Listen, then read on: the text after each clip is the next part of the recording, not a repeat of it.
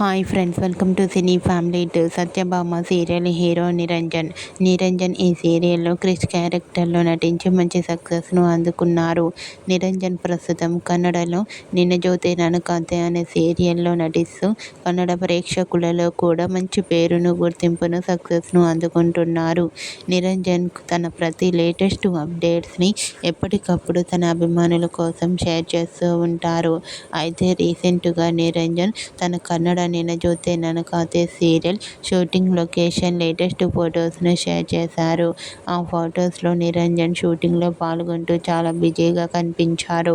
ఆ ఫొటోస్ చూసిన వారంతా సూపర్ అండ్ నైస్ పిక్స్ అంటూ కామెంట్ చేస్తున్నారు.